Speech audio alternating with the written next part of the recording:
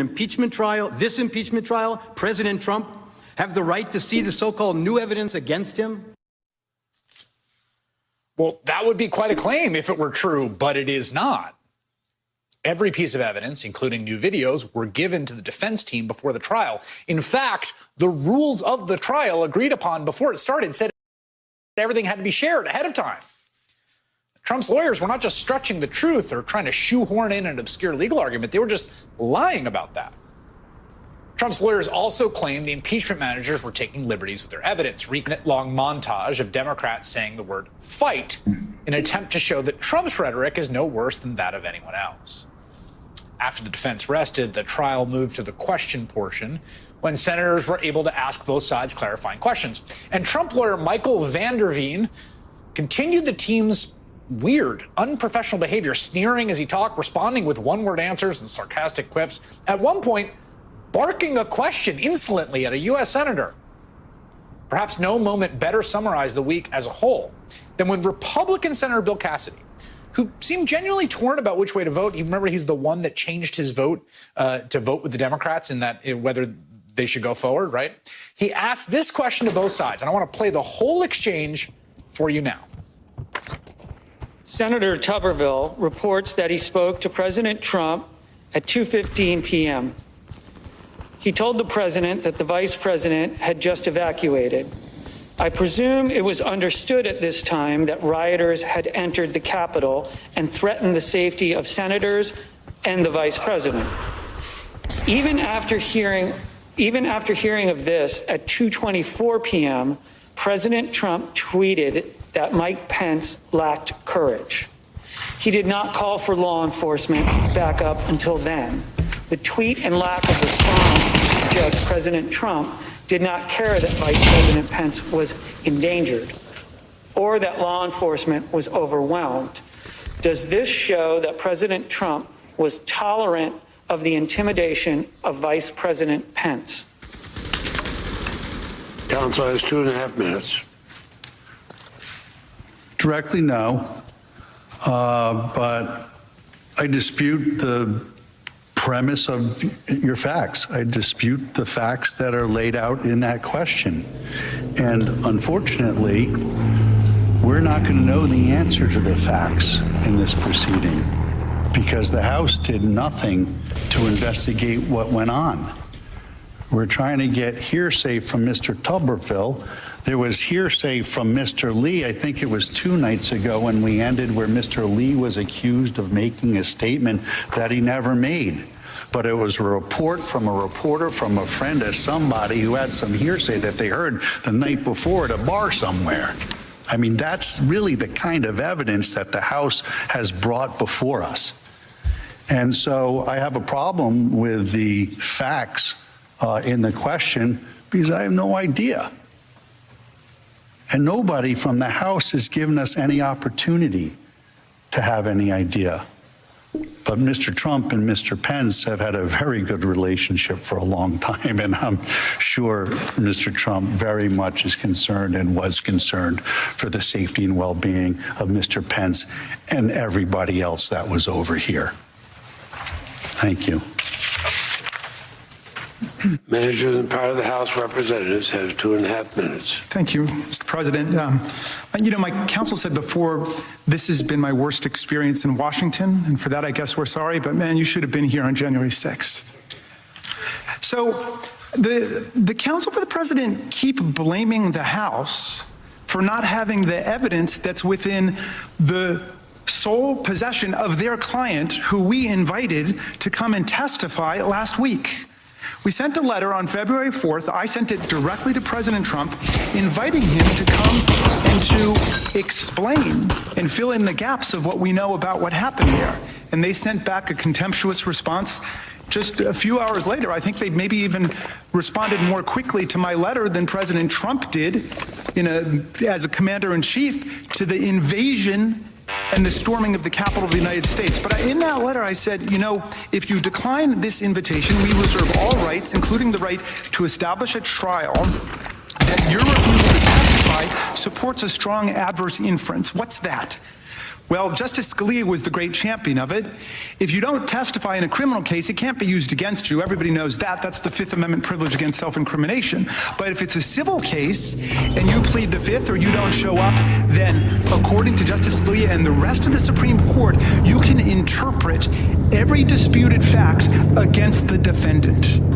That is totally available to us. So, for example, if we say the president was missing in action for several hours and he was derelict in his duty and he deserted his duty as commander-in-chief, and we say that as inciter-in-chief he didn't call off dogs, and they say, oh no, he was really doing whatever he can. If you're puzzled about that, you can resolve that dispute, factual dispute, against the defendant who refuses to come to a civil proceeding. He will not spend 1 day in jail if you convict him. This is not a criminal proceeding. This is about preserving the republic. That's what this is about. Setting standards of conduct for the President of the United States so this never happens to us again. So rather than yelling at us and screaming about how we didn't have time to get all of the facts about what your client did, bring your client up here and have him testify under oath about why he was sending out tweets denouncing the Vice President of the United States while the Vice President was being hunted down by a mob that wanted to hang him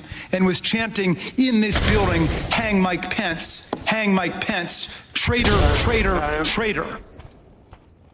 The House impeachment managers also used the question period to introduce new evidence that Republican Senator Tommy Tuberville admitted to since the trial began.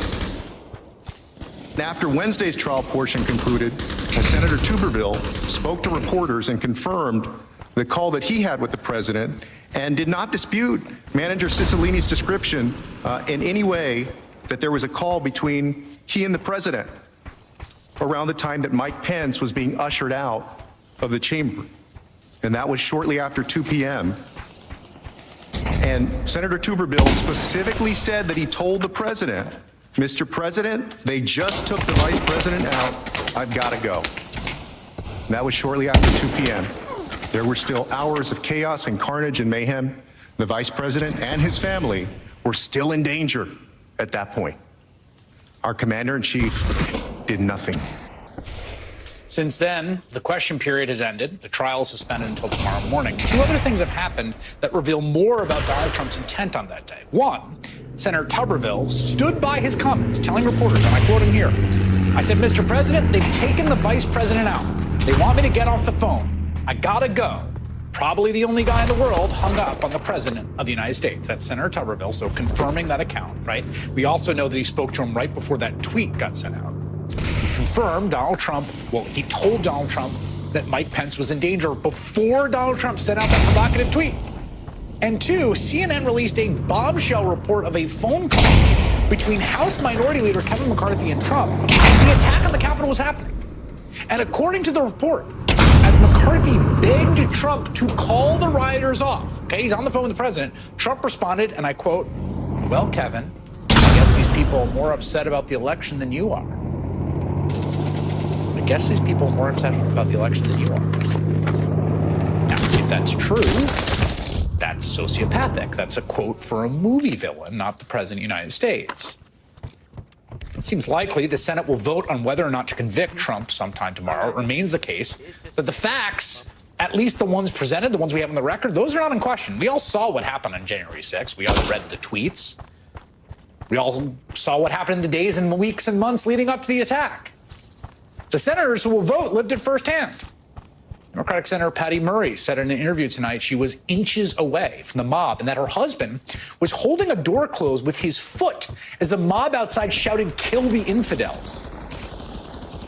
The only question tomorrow is whether there are enough Republican senators to vote for what they know is true and right. Senator Chris Van Hollen sat through the past few days of Donald Trump's second impeachment trial. He introduced legislation awarding Capitol Police Officer Eugene Goodman the Congressional Gold Medal. The Senate passed that bill by unanimous consent after giving Officer Goodman a standing ovation just hours ago. It's a great moment. Senator Van Hollen of Maryland joins me now. Senator, what struck you today? Were there questions and responses that you thought were particularly revealing? Well, Chris, it's good to be with you. And that moment when we passed the legislation was a bright spot in an otherwise very difficult day.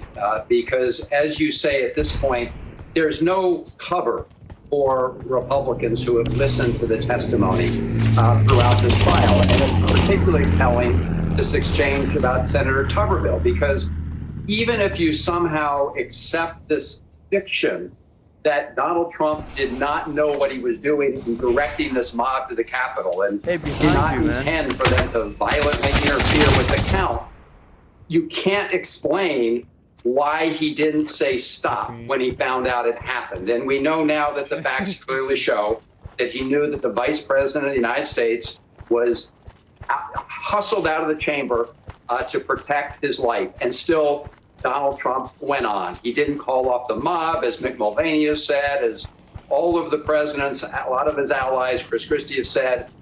He knew how to stop this, and he didn't. And that shows that he intended this to happen from the beginning. There's new reporting tonight, which I just mentioned. I want to get your reaction to it. It comes to us there's two Republican members of Congress on the record describing Kevin McCarthy's account of the conversation he had with the president today. That's the sourcing on this. There's some more people who are quoted anonymously, in which Kevin McCarthy, like many others, understands that Trump is the one who can call these people off. I mean, they're wearing Trump hats and carrying Trump flags, so, you know. And he's asking them to do that, and the president says this: well, Kevin, I guess these people are more upset about the election than you are. California lawmakers were for the call. Furious McCarthy told the president wires were breaking into his office through the windows and asked Trump, who the F do you think you are talking to? According to a Republican lawmaker familiar with the call. What do you think of that? Well, it just shows that the only thing on Donald Trump's mind is what we know was on his mind, which was this was an effort to overturn the election. I mean, he timed this on January 6th for the specific purpose of sending a mob to prevent the counting of the votes so he could stay in office. And now Kevin McCarthy is saying, Mr. President, we're under attack by this mob. And here's the president saying, look, Kevin, they're the ones who care about this election, meaning Donald Trump's fraudulent explanation that he was cheated out of an election. So it undermines the entire defense that the president's lawyers have put on. And as Jamie Raskin noted, if Donald Trump wants to come put forward his side of the story, be our guest, sit in front of the Senate, be sworn in, and tell the truth. They obviously don't want him to do that because they know it will put him in even more legal jeopardy. Yeah, but it also, to me, it highlights that the factual record here is unclear. Obviously, much of the factual record is established. Much of it happened in person. Obviously, we saw the tweets. There's incredible amounts of video footage. But something like this indicates it's not complete and would seem to suggest that witnesses might be appropriate here. I mean, you could subpoena Kevin McCarthy. There are people that could come and talk under oath, not just the president. Why not do that? Well, that will be a question that the House managers have to decide as to whether or not they think they need that. I mean, we do have this testimony, the statements from Kevin McCarthy. It's true that he's not in person before the Senate, but we also have the statements of Tuberville, and then we have everything that happened in plain view that's on videotape. I mean, as you said, all of this was handed over to the president's lawyers, and in fact, they could see it on their own TV, much of it. So, look, I don't know, Chris, about what the House managers are going to want to do. I think they've established a slam dunk case that the president incited violence for the purpose of overturning the election. If they make a decision to call witnesses, obviously we would welcome that, but it's their call at this point. Can you hear me, Fred? Let me play for you. Okay. I want to play what the Senate Majority Leader Chuck Schumer had to say about Officer Goodman before he was awarded, before this bill passed by unanimous consent, which you had proposed. Just take a listen. In a moment, I will ask the Senate to pass legislation that would award Capitol Police Officer Eugene Goodman the Congressional Gold Medal. Here in this trial, we saw a new video, powerful video, showing calmness under pressure, his courage in the line of duty, his foresight in the midst of chaos, and his willingness to make himself a target of the mob's rage so that others might reach safety. Officer Goodman is in the chamber tonight. Officer Goodman, thank you.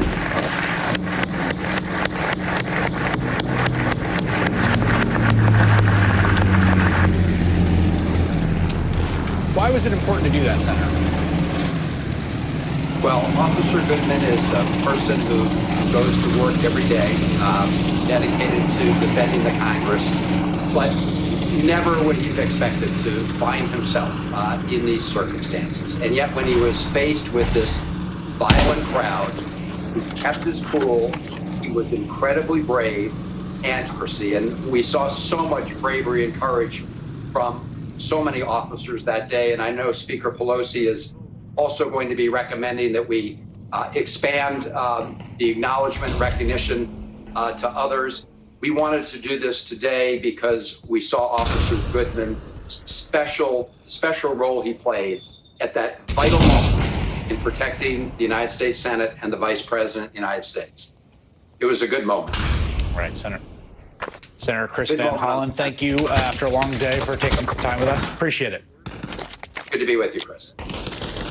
House prosecutors have stated over and over again that President Trump was perpetrating a big lie when he repeatedly claimed that the election was stolen from him and that he actually won the election by a landslide. Are the prosecutors right when they claim that Trump was telling a big lie?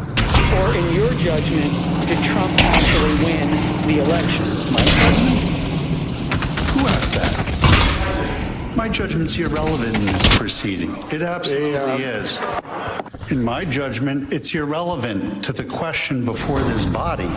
What's relevant in this impeachment article is, were Mr. Trump's words insightful to the point of violence and riot? That's the charge. That's the question. And the answer is no. He did not have speech that was insightful to violence or riot. You saw what he did there, right? This evening, the ex-president's lawyer dismissed Senator Bernie Sanders' question, pertinently, I would add, and refused to even acknowledge that Donald Trump lost the election. Wouldn't do it.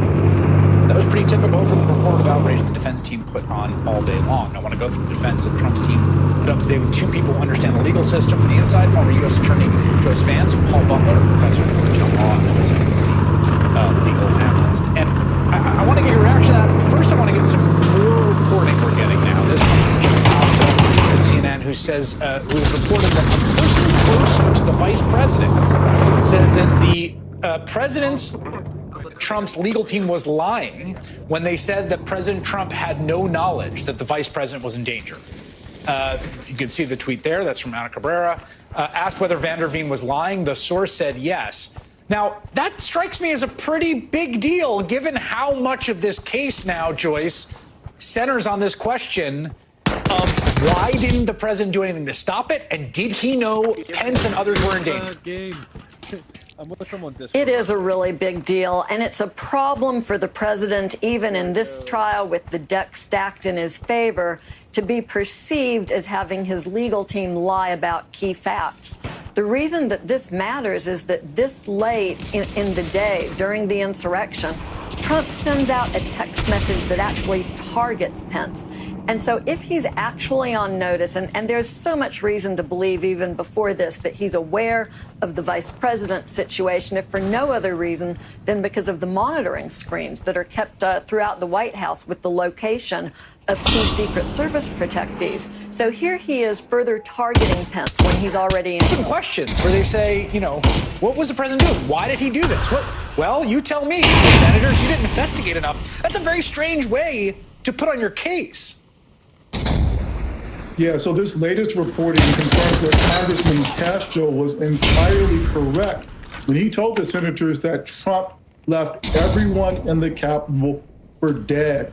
It sounded melodramatic, but this is more evidence that it's true. And here's the crazy thing, Chris. It may not make a difference with most Republican senators. Not only are they unprincipled, they're gutless. They don't even have the self-respect to be outraged that Trump was willing to put their own lives on the line in service of a lie about the election. Well, that's why I thought, Joyce, I thought that Bill Cassidy's question about this directly, and again, we have this new reporting now that in which someone, a source close to Vice President Mike Pence, says that the president's lawyers lied, that they lied about whether Trump knew that the vice president was in danger, that he had been evacuated. Now, there's just already a circumstantial case to think that because Tommy Tarverville said, yeah, I told him that happened, and then he tweeted it. Now we have this additional, what would appear to be corroboration of that. But you saw in the Bill Cassidy question, I mean, and I think the House managers have been very adept here, which is, well, you don't like Democrats, fine. You don't care about us. Maybe you don't care about yourself. But him targeting his own vice president explicitly, like, that's pretty bad, right? That's been a big theme here over the last few days. This really confirms how different an impeachment is from any sort of a proceeding that we're used to seeing in a court, Chris, where we would have expectations about lawyers being candid with the tribunal, not lying in an outright and flagrant fashion. And we'll see whether or not the Republicans will finally have some standards when it comes to former President Trump. Well, and Joyce's point about how this is different than a sort of, normal criminal trial, right? One of the big things that the Trump lawyers were pointing out today, which they're not wrong about, even though it's helpful, Paul, is that the factual record here is very incomplete. It just is. Like, we don't know what Trump was doing or what we have reporting about it. And I do wonder whether you think that witnesses are needed here, or you would advise them to be called, given the fact that there are factual versions of it. I would call Officer Goodman. I would have him explain what these terrorists said to him and what they tried to do and how they killed one of his colleagues. An impeachment trial without witnesses didn't make sense the first time Trump was impeached. I don't know if it makes any more sense in the second impeachment. I think in this case there are three audiences. There's the American people and there's history. And most of the Republican senators are acting like that Melania Trump war that said, I really don't care, do you? But the American people care. History cares. Yeah. And I think in both those judgments, the House managers have made the case that Trump is guilty as sin. We need witnesses to confirm that for history. Joyce fans and Paul Butler, thank you both for that analysis. The lawyers for Donald Trump, they had one goal: give Republican senators the excuses they need so they can cover to vote to acquit. They played montages of Democrats complete with ominous music that could have come straight from Fox News and acted extremely offended by the case against the ex-president and the very existence of the trial. And they just generally sought to give senators cover for not holding Trump accountable. So did they do enough to prevent 17 Republicans from voting to convict? For insights into that question, I want to turn now to two Republican former lawmakers, former Senator Gordon Humphrey from New Hampshire and former Congresswoman Barbara Comstock from Virginia. Congressman, maybe I'll start with you. You served a little more recently about how you think the case worked on the Republicans in that chamber. Well, I don't think their lawyers, Trump lawyers, changed anyone's mind. It really sounded like a Trump Twitter feed. They didn't have a lot of information, and already we know false things that they said. Tommy Tuberville, did tell the president what was going on there, and then also, that the president did know about Mike Pence being in danger.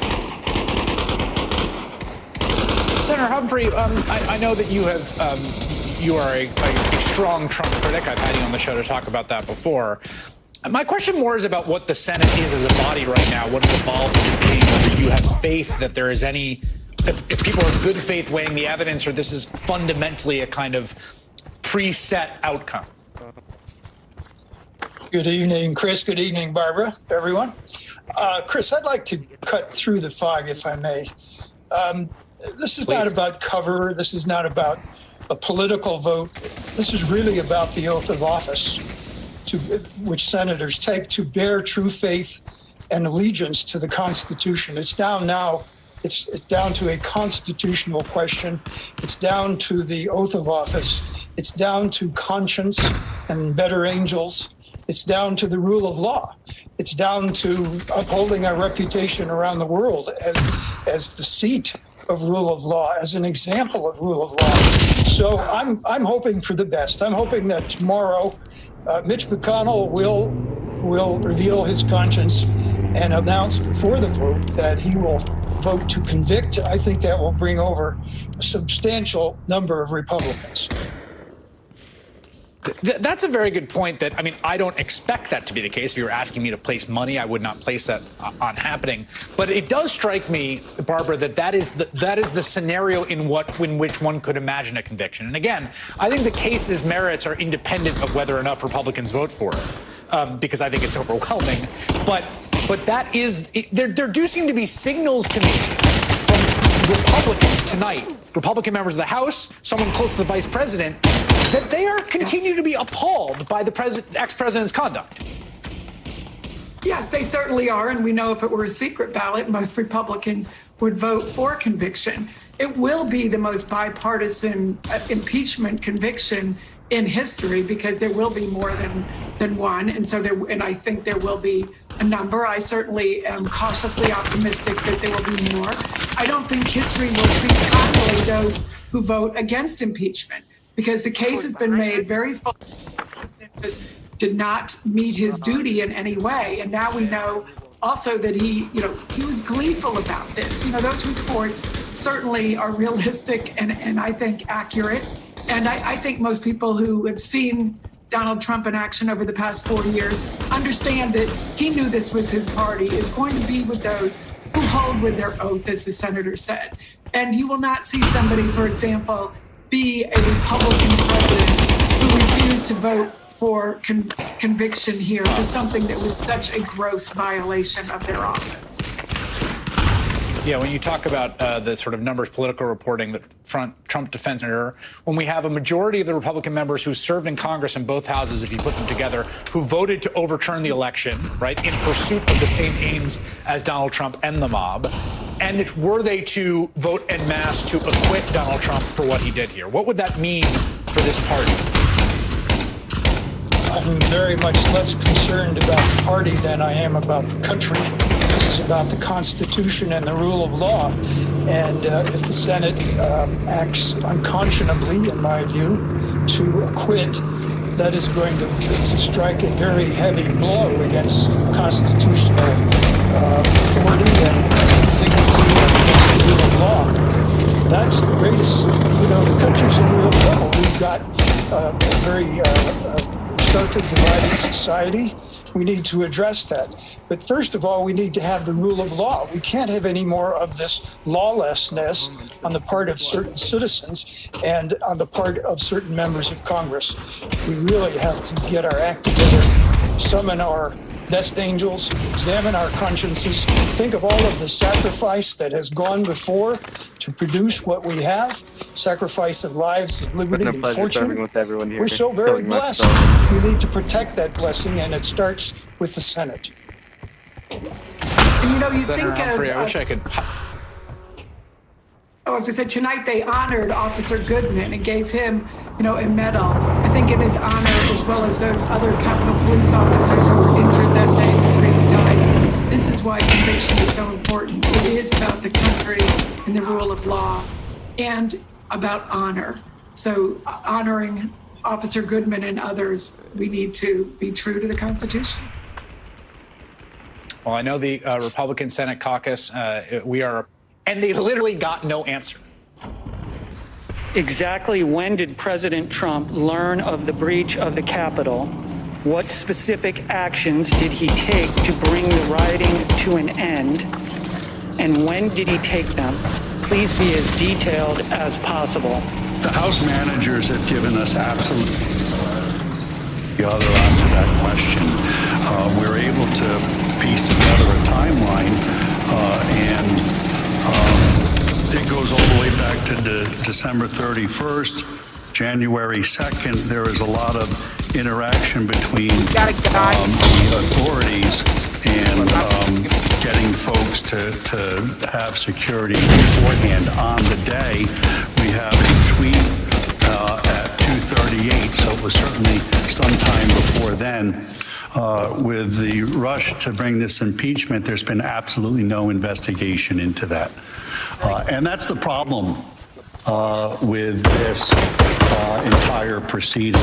The House managers did zero investigation, and the American people deserve a lot better than coming in here with no evidence, hearsay on top of hearsay on top of reports that are of hearsay. And process is required here, and that was denied.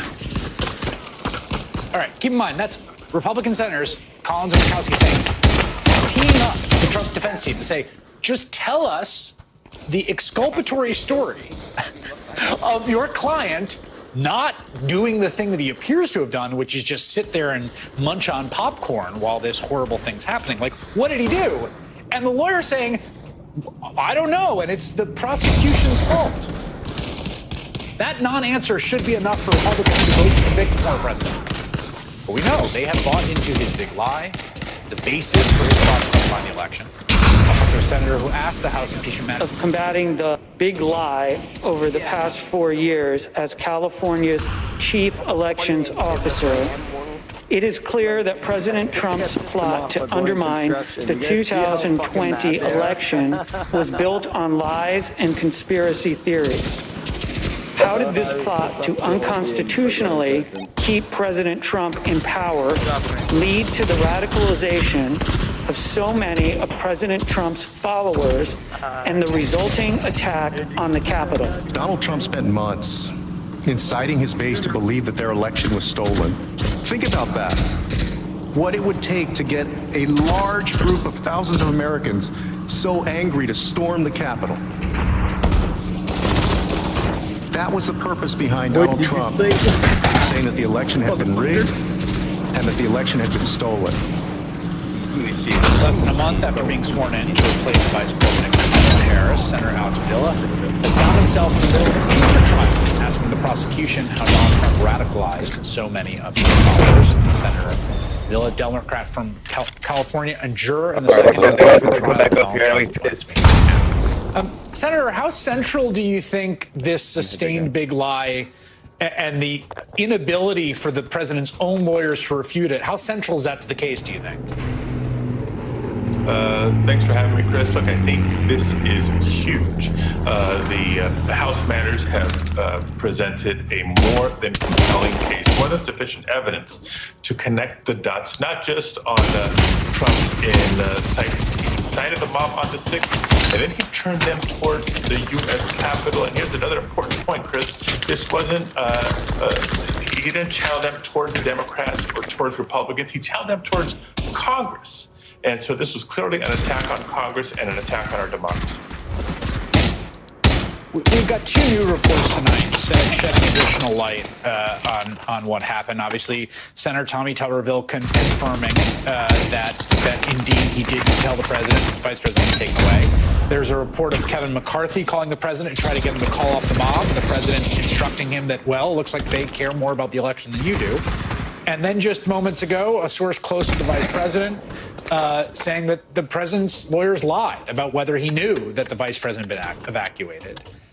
Given all this new evidence, does it make you want to see witnesses in this trial to get a fuller picture of the factual record?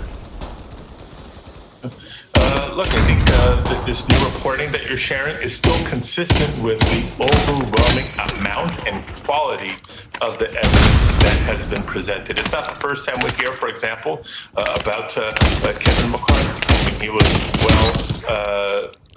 working into the presentations, the video of some of his statements, the language of some of his statements in the case presented by the House managers. So frankly, all it's doing is reaffirming what we've known officially from the House managers, but frankly, what the public has known for a long, long time. Sadly, anybody who's been paying attention to what Donald Trump has been saying is not surprised of what happened on January 6th, but now the time has come. It is in the hands of the United States Senate to convict Donald Trump I know Democrats are there, and it's now literally down to Republicans choosing to swing their conscience and their political motivations.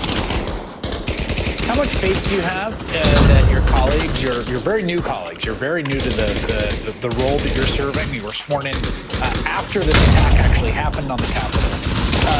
How confident are you, just this being one of the first experiences you've had in the U.S. Senate, to be in that body with all these senators, that everyone across the aisle is taking their duty seriously, that they're listening and they're listening Right. And the oath of office very seriously. You're right. I'm one of the three that was not in the chambers as the events happened on January 6th. I had, a different vantage point of watching what was happening inside the Capitol and outside the Capitol in real time. Most of my colleagues just seeing that side by side for the first time this week. And so I think we're all reminded, both sides of the aisle, our oath of office is to uphold and defend the Constitution of the United States against all enemies, foreign and domestic.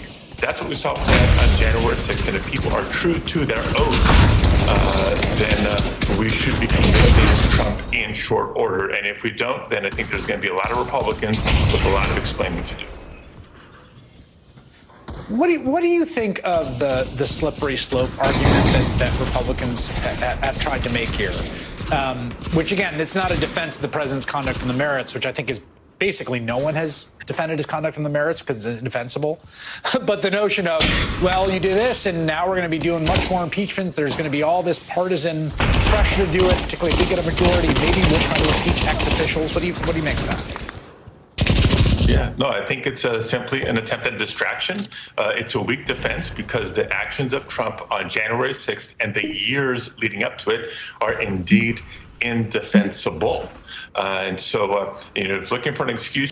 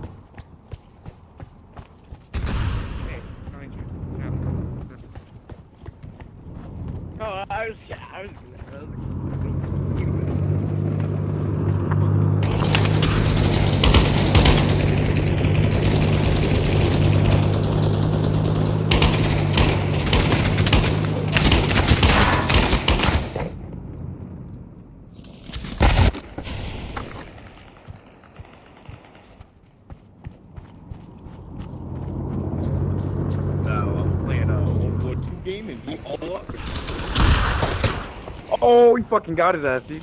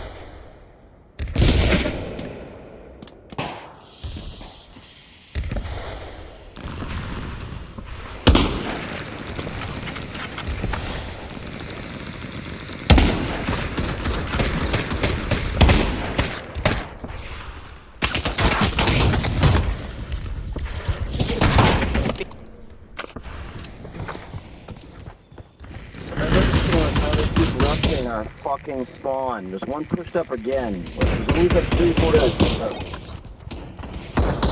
Go to the right. What are you doing? Left name guy.